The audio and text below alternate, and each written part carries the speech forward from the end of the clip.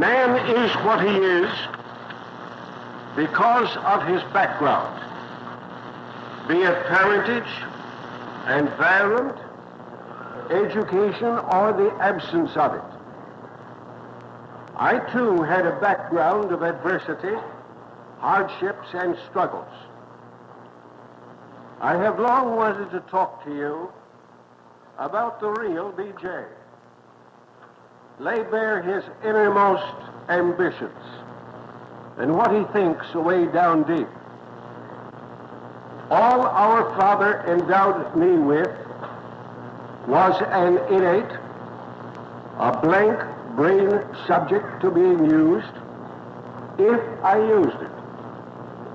A principle of how to get sick people well and a crude way of applying it, plus $8,000 in debts. Although tough going at the time, it was the most wonderful thing he left me with. Had I had a silver spoon in my mouth as my birthright, I too would have been like any other rich poor boy. So I started, away below the bottom, as many of you have done.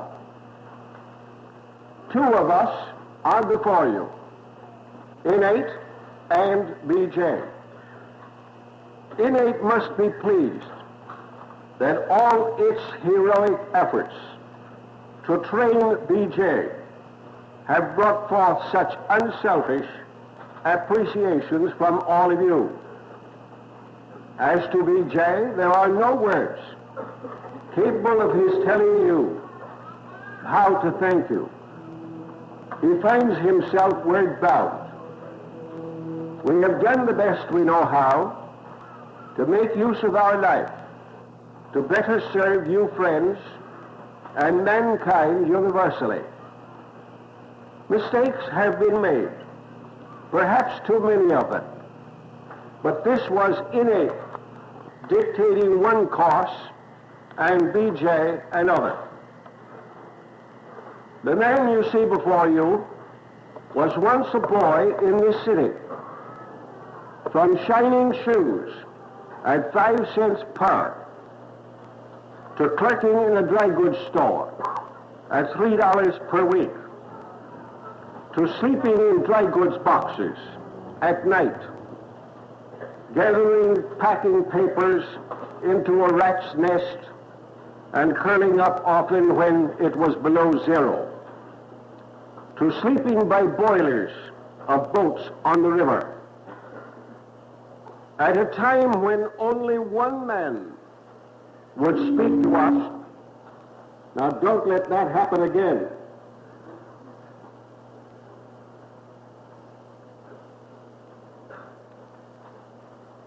At a time when only one man would speak to us on the Davenport streets, having 5 stepmothers, each worse than the ones before. When chiropractic was an unknown word, an orphan seeking a defender, when it was considered a fake, a fraud, and a graft, when everybody in Davenport took delight in running it and us down, denying us in all ways, even to the time when we started practicing at 18 in Iowa, Michigan, West Virginia, and other places, when we grew a mustache and then a beard to look older. For who could or would believe a boy of 18 could get sick people well when medical men representing 5,000 years of superlative wisdoms of the sages and ages knew it all? Those were the struggling days when we fought every inch of the way, every minute of every day. We succeeded in spite of, rather than because of, any education. There was no other route to travel but to hold fast to that principle and practice that we knew was right. It was then we found ourselves that somewhere in that backbone was the cause of all dis-ease, that in it knew all the answers to all questions, if we could and would listen, heed and follow its dictates. Yes, the road was long, it was hard, it was high. From the river of despair below to the top of Brady Street Hill. So here we are now. The past is behind us, the present is here, the future is before us. The present and the future is the story that Innate and I now write about and will now reveal to you. Now we'll follow the story of the unknown man that is unknown to you, as told to you by the known man who knows this known man. We are sure you understand with what superabundance of mixed human realities we were overflowing with last night. Had you been where we were, what would you have said or done? We listened to the sincere tributes, the words of praise flowed from ones who reviewed our life's work. We heard about the monument we built here and how its activities have spread throughout the world. Being uneducated, as I knew I was, knowing that Innate knew everything I needed to know, and Innate knowing I was willing to let it direct my life, we had no other way than to become a self-made man from the inside out. We had but one consistently consistent road to travel. It could not have been otherwise. That procession last night seemed to take on an earthly climb to some sort of heaven and haven. Such an event rarely comes to many. Usually there are three high spots: when he's born, when he's married, and when somebody says a few kind words when the perfect day comes to a close. There was no celebration when we were born. It was quite usual when we were married. And when we come to the end of the perfect day, who knows what may happen? Last night, you loyal friends squeezed in between the second and the third episodes. As much as we wanted to say, our minds spinning in all directions, we wanted to go home, be alone, to collect and recollect, to piece human words together, to express to you tonight what we should have said last night, which could express our tributes to you. And then, for once in a lifetime, open those inner, private, secret, deep down retrospections and reveal to you what few reveal in public, even though they be with friends. We went home, turned off the lights. Then in silent meditation, a flood of memories poured forth. Innate said, "Listen, big job, get to your typewriter. I'll tell you what to tell them." It took most of the night. Innate poured out thicker and faster than fingers could type. At times, Innate was inclined to be a little bitter, most times thoughtful and kind. And so that's the story you're going to hear. Looking backward, like looking forward, gives pause for reflection to show how this might be justified from your point of view. In our crowded years, we have solved many physiological, anatomical, anomalous, mysterious, and hitherto undeciphered factors which have baffled health professions. Such was not difficult. We looked at what was, saw it, announced it. We saw the obvious, which men have been denying for centuries. Chiropractic became the inevitable outcome of the interrelationships between mind and matter. Such was sane, sensible, single, simple, a reality and a factuality.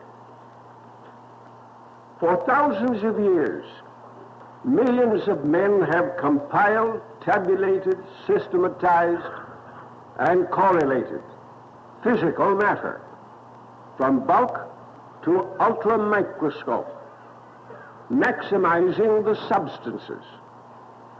They have assembled concrete sick matter into 18,000 arbitrary and empiric combinations to which they attach diagnostic names. They sought a material cause outside for a possible cure of a physical disease inside. Failure has always been the result. Today, mankind is worse off for this bungling than ever before. Disease is on the increase per thousand of population, notwithstanding the present thrill of soft vaccine for polio, all because medical men are seeking a material cause and a material cure outside of man. Now here's an example of how innocent but dumb some people can be. There were two quite dejected fathers crying on each other's shoulders about the stupidity or dumbness of their sons. Each was trying to tell the other, no boy could be as dumb as mine. With that, one of the fathers said, I will prove it to you. He called his son over and said, son, here's a $5 bill. Go over to the Ford Motor Company and buy me a new Ford. The son took the $5 and said, okay, and off he went. The other father said, well, let me show you how dumb my son is. Calling his boy, he said, son, run over to the barber shop and see if I am in one of the chairs getting shaved. The son said, okay, and off he went.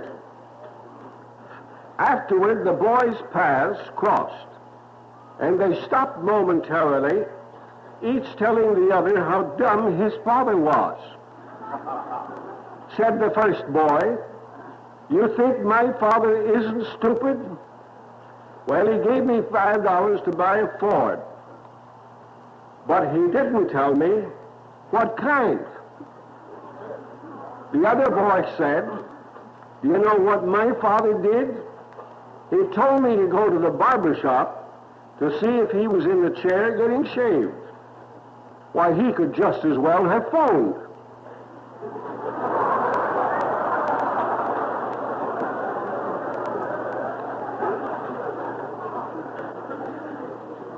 How many times did it thunder before Franklin took the hint? How many times did apples fall on Newton's head before he took the hint? How many times must you think chiropractic before you get the hint? Innate is always throwing hints your way. Someday, you may take the hint. The law of natural and normal principles and practices always has been and is now. The source of life is inside, and the cure of all ills is inside. The world of medicine was standing on its head upside down. It had to be set right on its feet. It could be done only by eliminating the disjointed, endless variables and establishing the constant that was constantly, consistently, insistently, and persistently obvious, which needed replacement in the minds of men. Having found ourselves at 18, we vowed silently to dedicate our life to finding, proving, and revamping the thoughts of men, the lives of the sick. At 18, chiropractic was called a fraud and a fake. We were backpunchers. Chiropractic was unknown in the world. It was a joke to other professions. Even so, we grew a mustache, went from state to state, city to city, proclaiming these glad tidings to spread the gospel.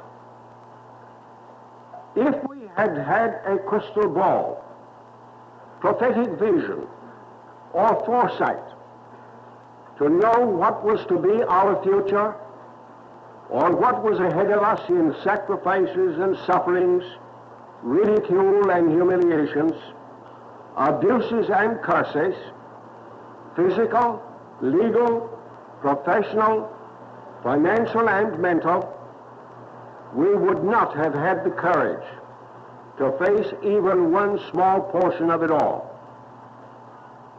Burdens from those early days to now have been monumental. Burdens accumulated as 75 years spread themselves.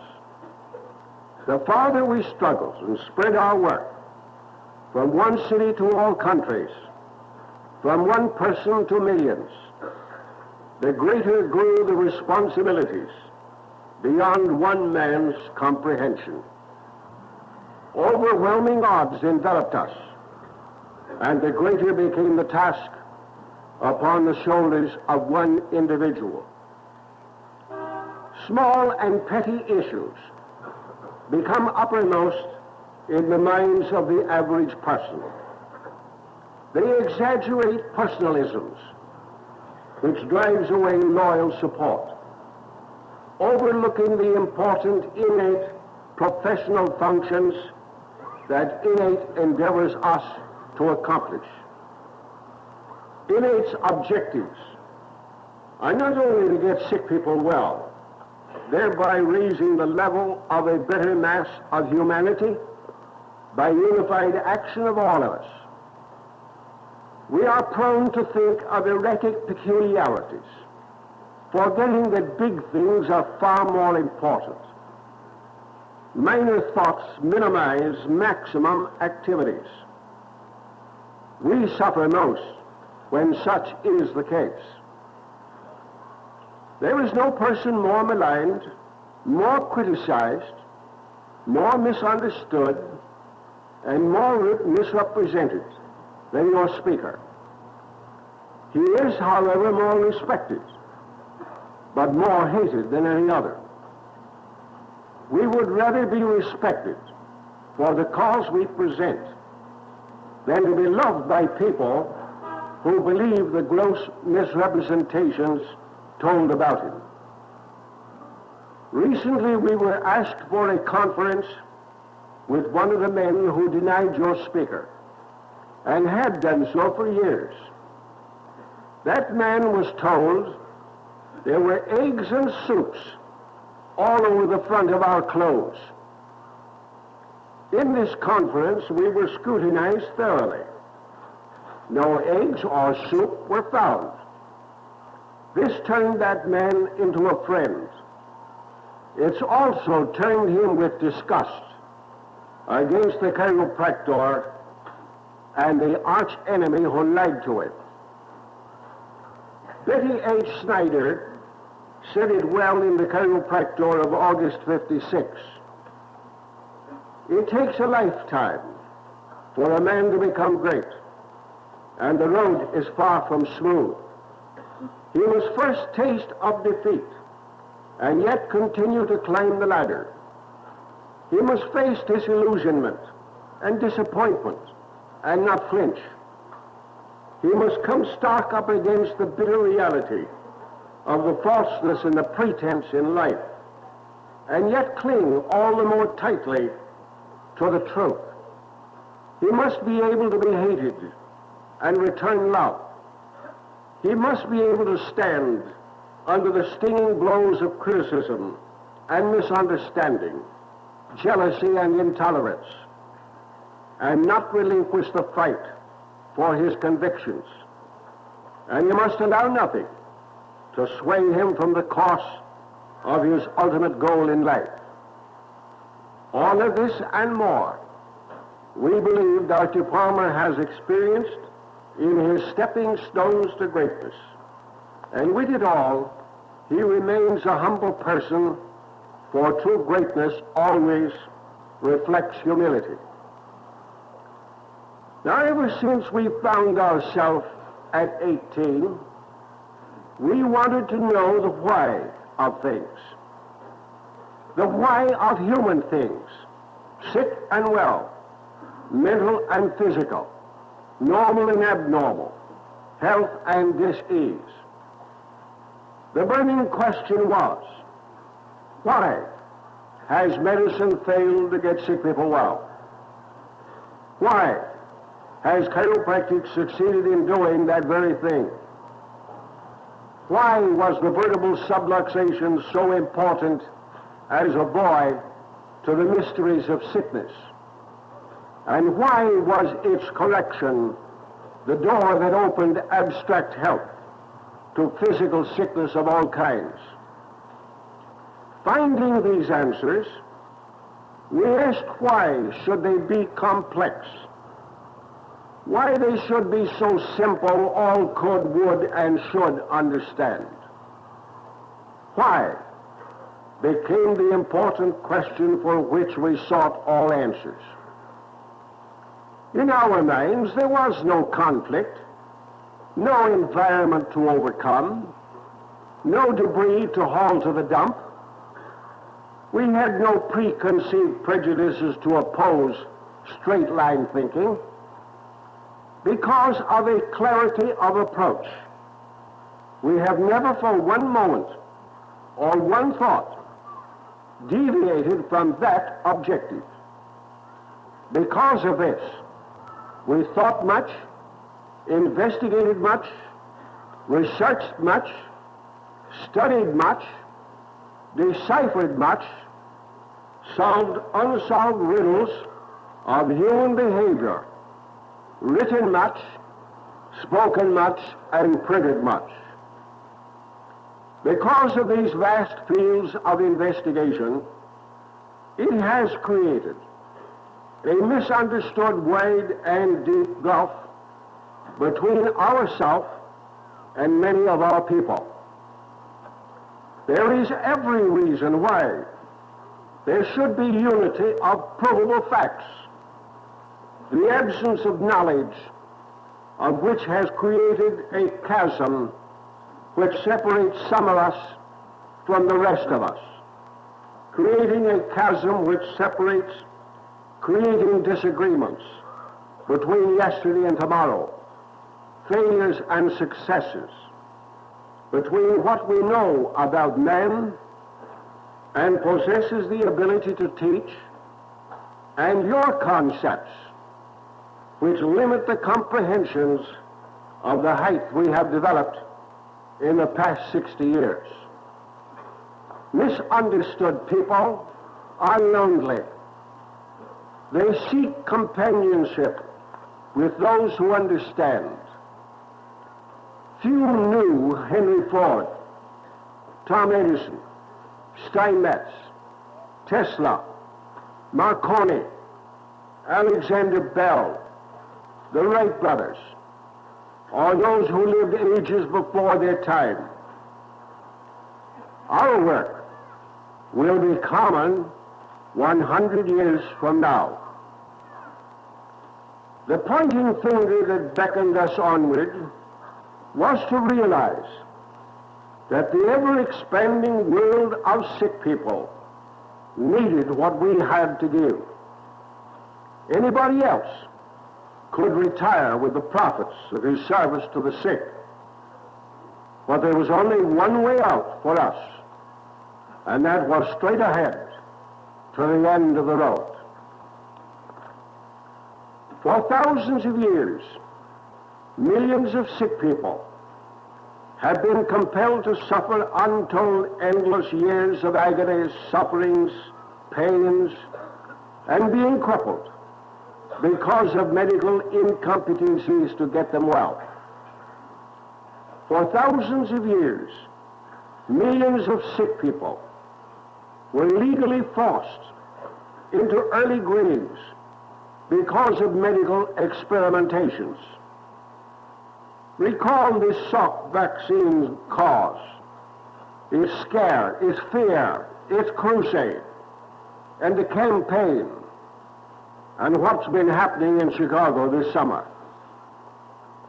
For thousands of years, millions of sick people have been guinea pigs at the hands of medical men who exercised an autocratic legal domination over their private lives. For thousands of years, millions of sick people have become public property at the demands of medical bunglers who knew no cause nor cure for their ills. Sick people had no other choice. All there was the educated medical profession. There was no other way or place or method to turn to get well. Not so now. Chiropractic, born in 1895, is now at their beck and call, within their common reach, and almost at their beck and call, living within each all the time. All diseases can be restored to a pleasant, happy, and successful, healthy end if the simple and single Simon Pure, 10-fingered, by hand only, chiropractic verbal subluxation adjustment is delivered to those millions of pain-racked bodies. Is it within your imagination to realize what 20,000 chiropractors, 100%, getting hundreds of thousands of medical failures well, with their own and new different principle and practice, what that would mean as a public relations job before legislatures, in courts legally, in respectability before the public, and what reams of honest, contrasting stories such successes would secure in newspapers and magazines. Whether any, all, or none of this will come to pass depends upon we people who have a positive knowledge of the innate power within those bodies which gave them birth, causes them to live, and rebuilds their ills back to health, if it is permitted to get through from where this great and powerful intelligence is to where this great all-powerful intelligence can express its function. For it is always ready to rebuild millions of sick bodies to make them well.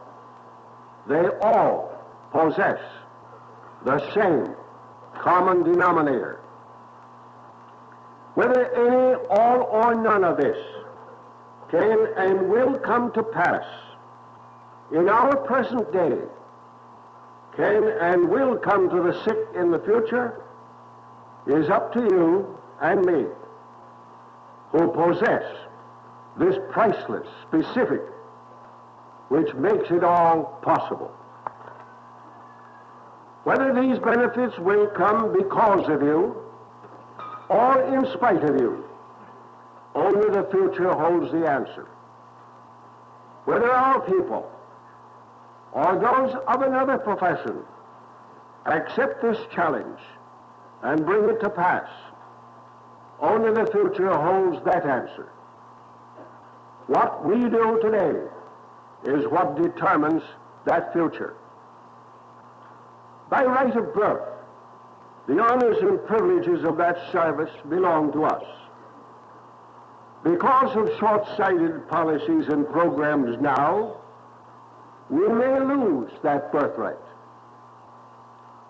Ford visioned a horseless transportation. It came to pass in his lifetime. Ford didn't seek better ways to breed horses. Why? Because he held a tight line on his automobile vision and kept men in line who made it possible.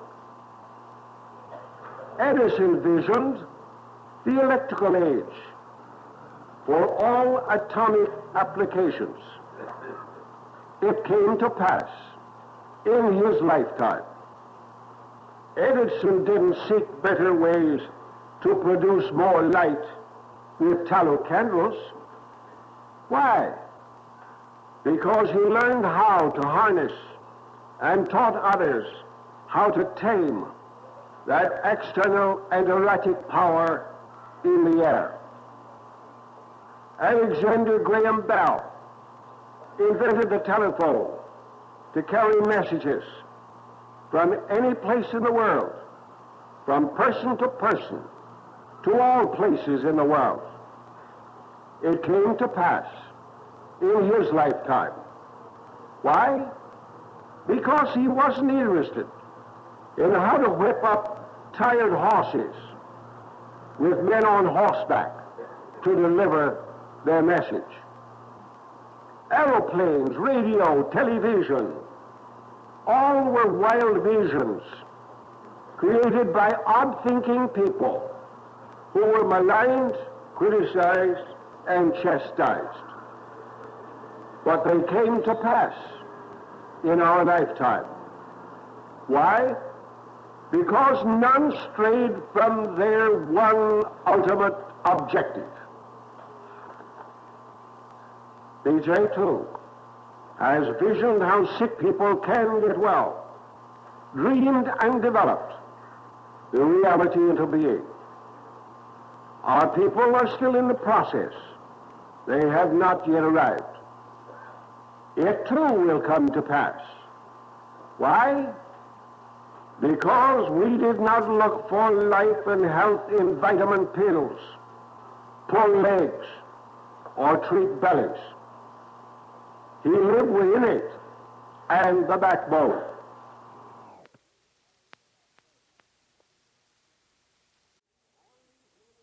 All these men and many more dreamed dreams, always in all ways, keeping their activities within the confines of the separate, distinctly different, better principles and practices. They retained their new approaches. Nor did you not find these men wandering and stampeding into the past. They labored today to build a new road to make their best better for tomorrow. We too could make our vision come true if we had more people who also suffered with the same kind of growing pains of the same visions we possess. These great objectives have come to pass, are ours now, within the past 60 years, without any 2-year pre-college window dressing or basic science subjects. These realities of getting sick people well have come to pass and are being done now by thousands of our people who do not have those disadvantages and handicaps to overcome. If you do today what you should, this same pursuit of successful health-restored practice could continue without frills of those handicaps and disadvantages in the future. Even I have had every natural advantage with none of its artificial, superficial disadvantages, the absence of which glorified the presence of what little education we had. That is why you are here now. Some of us have that vision and can prophesy for the future that get sick people well can become a reality. What one man delivers, 10,000 multiply 100-fold. Regrettably, this will come to pass. Not in my day, perhaps not in your day, but it will come, because it is the only natural law route to birth, life, and health. It could be here now if our people would deliberately scratch for the pay dirt of acres of diamonds inside their cranial vaults. We thought everybody would quickly see what we saw, that 2 times 2 makes 4. We thought they would think as we thought, that all sensible principles and practices are simple and single. We thought they would understand the single and simple bureau of standards we produced and proved. We thought they would know that somewhere, if it was found, was a law of life that has perpetuated itself millions of years in millions of people, which law was fixed, stable, eternal in the universe, and internal in the unit. We thought they could or would understand that if this law of internal life was discovered, developed, and adopted by man, to man, for man, that he had in his head a knowledge of fact and an art of recovery of sickness to health. We thought once this law was detailed into a workable knowledge and art, that he would be able to contrast it from medical failures to the chiropractic successes. We thought they would comprehend the vast potentials that were dormant, but which could become active with the use of their hands. We thought they would become vitally interested in health service to a sick population.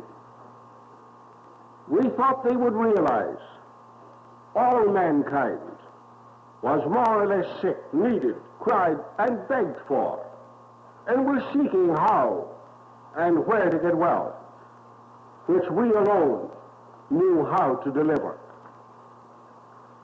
We thought our people would become as disciples of old to a great humanitarian movement to rejuvenate and rehabilitate a sick race of people, stepping up their mental and physical internal values. We thought they would and could grasp the significance of the tremendous potentials of our chiropractic vertebral subluxation, with its mental and physical sequences, with its adjustment, with a restored function, principle, and practice. And then from then on, he too would become a martyr to its intentional and universal propagation. As the years crept on, however, no one but ourselves can realize and know how disillusioned we were to become.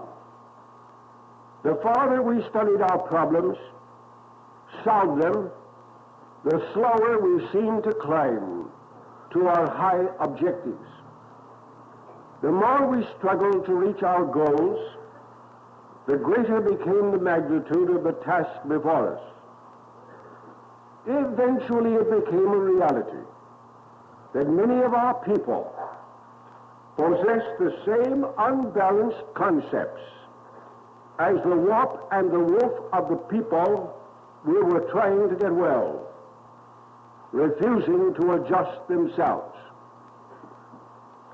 As a horrible example of family fratricide, one state with over 9 million population has a group of 250 licensed, another group of 500 unlicensed chiropractors. The licensed got their pieces of paper from the medical board. The licensed men are now campaigning extermination of the unlicensed, hiring a lawyer, paying him a fee of $250 for every unlicensed man he drives out of the state. A civil war, North against the South, brother against brother, forgetting it was but a short time ago they had no license, were arrested, tried, convicted for practicing without a license. The licensed assumed there are enough chiropractors in the state within the range of 1 to every 12,267 people, where each has an average annual clientele of 300 patients. Millions sick, begging, dying, who want to live, being forced to die. How soon greed forgets the sophistry they shouted when arrested. The right of the sick have the right to get well, and the right of the sick to the doctor of their choice. Which is best, greed or human lives sacrificed? Someday, the now unlicensed will get a piece of paper. Then they too will prosecute and persecute those who follow them. Memory is a fickle thing. As the years crept on, chiropractic per se became greater because it became more simple. It accomplished more because we proved its reality more. It delivered more to worse cases quicker by doing less to get more as the years glided by. It began to take its place amongst the greater developments of the age, in spite of many amongst us, not because of many of them. Somebody said to me recently, "Are you a middle-of-the-roaders?" The middle of the road is where the white or the yellow line is, and that's the worst place to drive your car. As the chiropractic principle and practice grew more practical, capable, accomplishing more, with more sick people, little did we grasp it became necessary to overcome the selfishness of men who used it as a political football to extract honest money from innocent and unsuspecting sick people. Nor did we think we would have to be the little David to battle the most gigantic Goliath, closely knit political and legislative trust in the world, the AMA. Nor did we then realize we would have to time and again spank our own children for heinous crimes they would perpetrate and perpetuate upon our profession, of which he was an integral unit. And little did we understand there was a vast Grand Canyon gulf, long, wide, and deep, between right and wrong, good and bad, constructive and destructive, and that the evils which lurked in the minds of some of our family of professional people would eventually scheme and connive to destroy it. Little did we foresee that enemies within our ranks would join hands and consort with medical enemies outside our ranks to give inside information to outside medical enemies to destroy the greatest boon ever given to a sick people. And little did we think that our own people would become more dangerous to our future services than the enemies outside our profession. Neither did we think that some of them would sneak in the back door of other professions into so-called respectable social, medical, legislative, and legal intelligentsia circles, swinging the other fellows' so-called well-established gigantic clubs against us. A person is educated who makes a correct assemblage of books with what he's doing. It's not good when he gets too bookish and too shut in with his books. In spite of all of our efforts, much of this has come to pass. Our life is in many respects like a diamond of many facets, where each had to shine with equal value. We had to be the man of peace, working to relieve pain and suffering to make people healthy and happy. Another facet had to be the warrior, to fight those who would prolong suffering and increase human hardships by destroying what brought happiness into homes.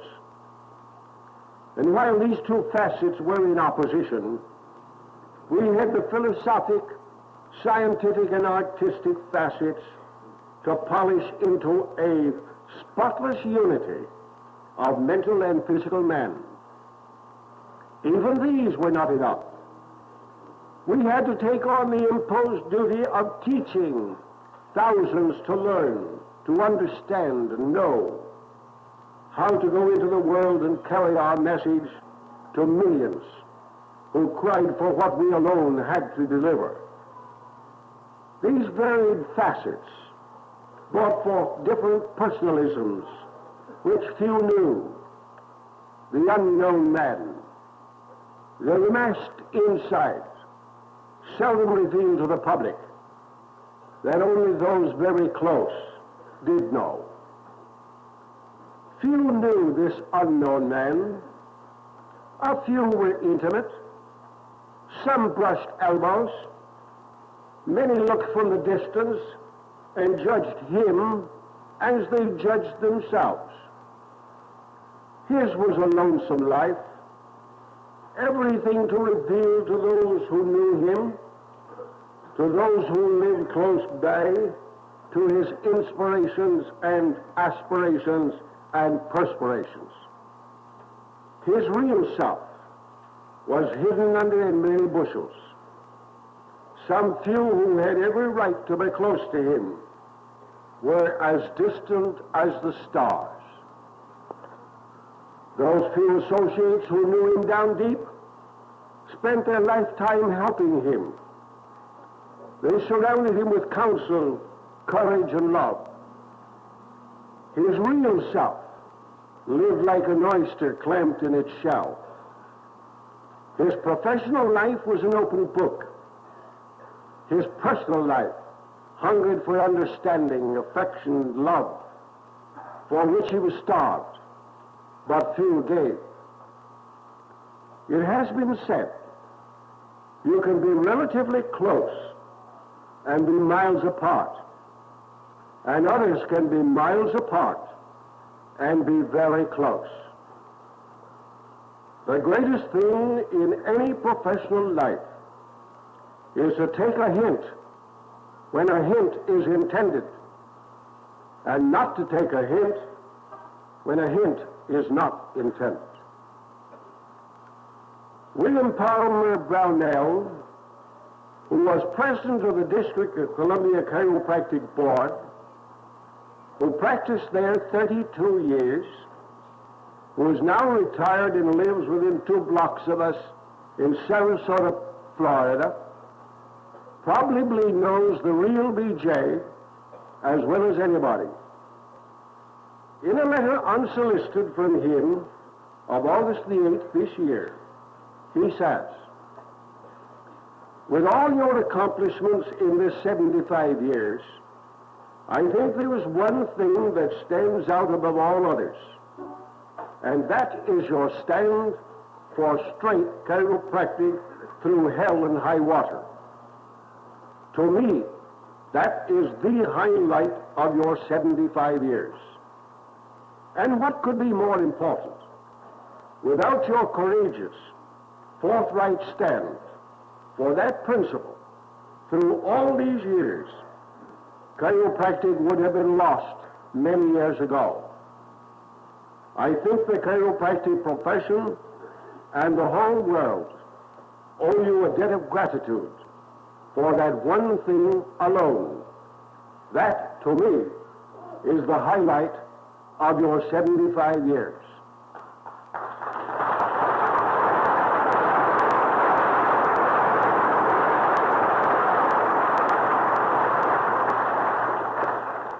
Grant every thought in that statement is true. Grant that many agree with its expression. That is our strength.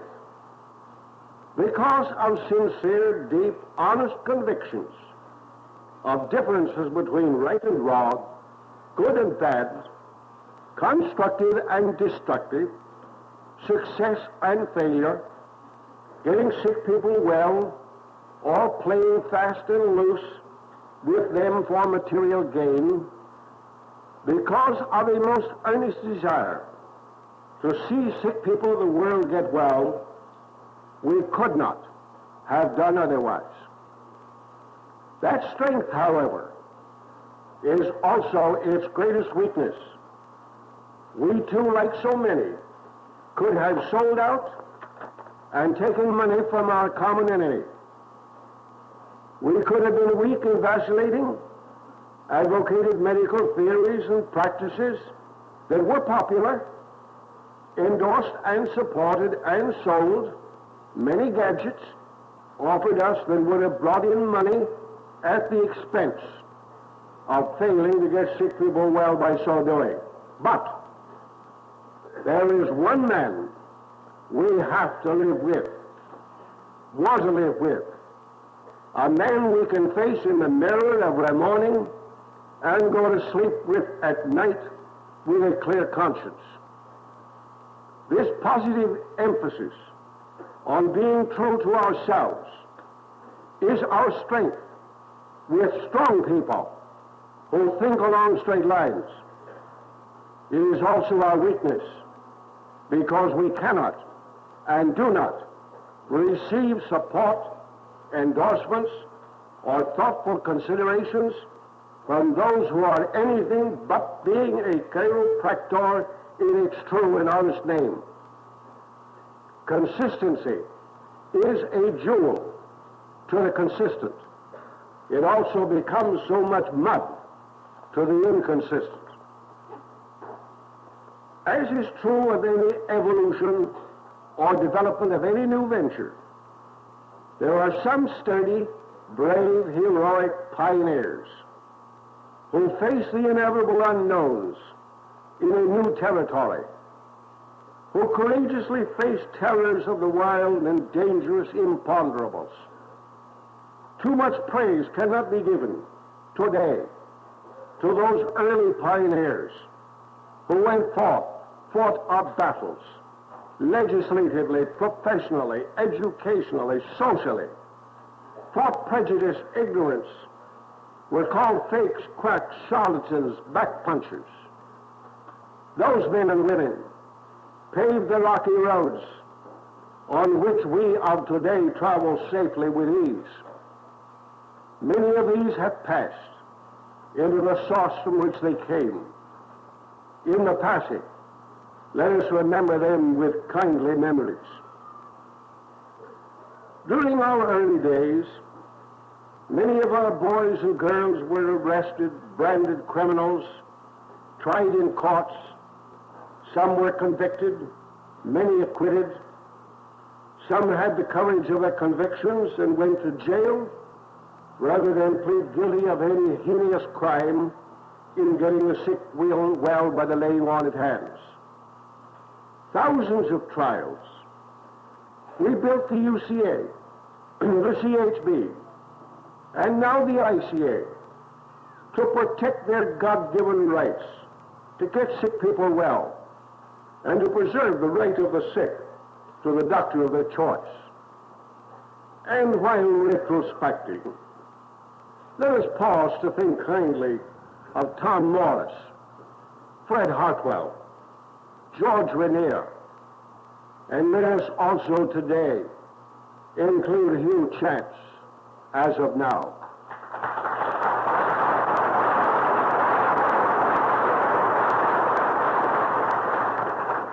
All this we have done and was a part of the activity while developing professional issues.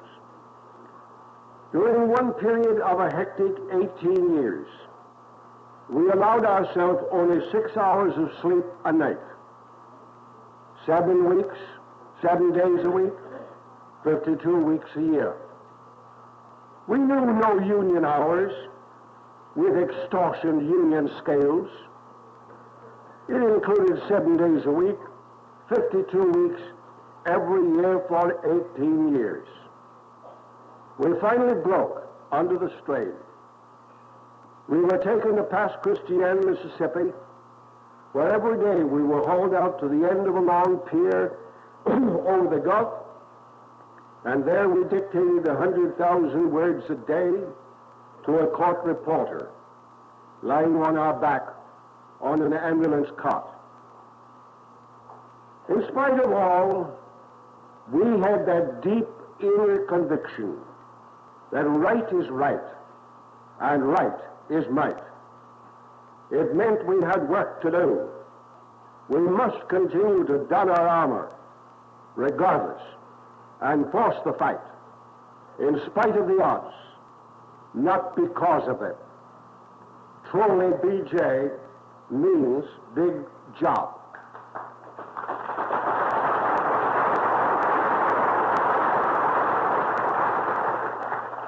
Any general of the Army or admiral of the Navy is important because of his having come up from the ranks, graduating in the school of hard knocks, from being a private to a god.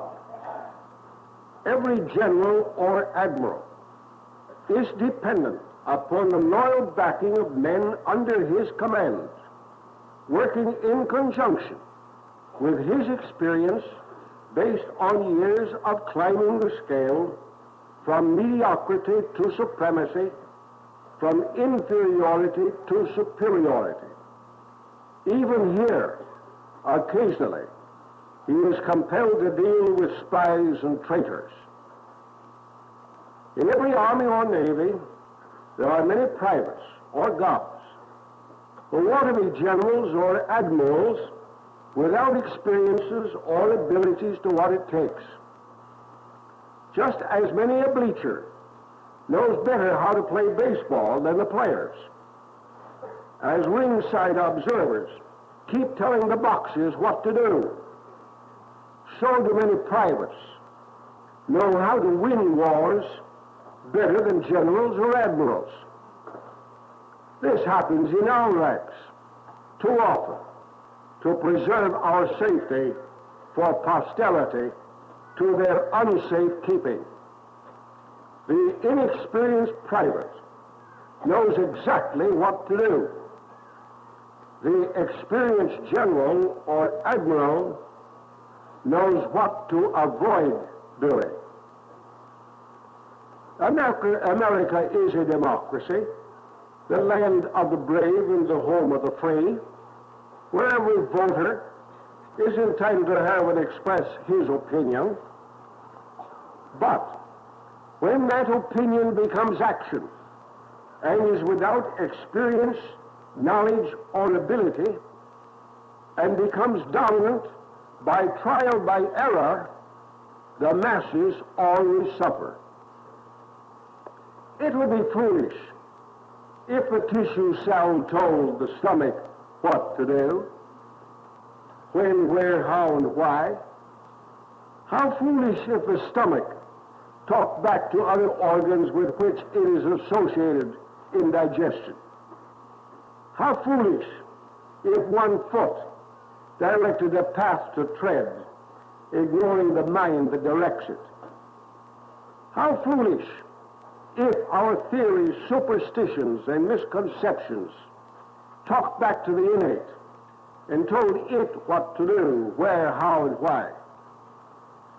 How ridiculous is education that comes when we were born and dies when we do, when it thinks it can artificially direct the ways of natural laws, of how to govern the universe. It is apparent the tissue cell must work with the organ with its system, the system with the body with its maker to be healthy. All must work in unity.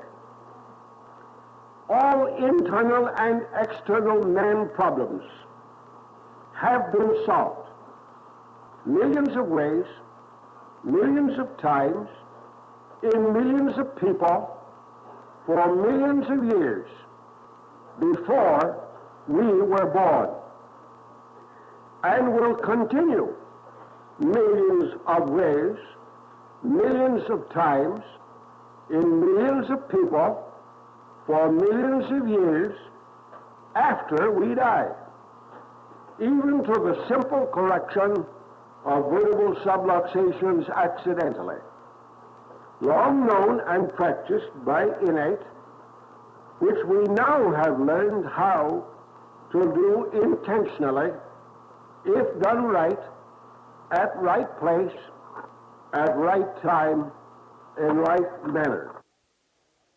Right manner. I want to give you a simple sample example of the verification of the chiropractic principle and proof of the practice. Only one of many thousands who come to our research clinic. You get them when medical men fail. We get them when you fail. We get the worst of the worst. Well, that's the kind we want, the problem cases.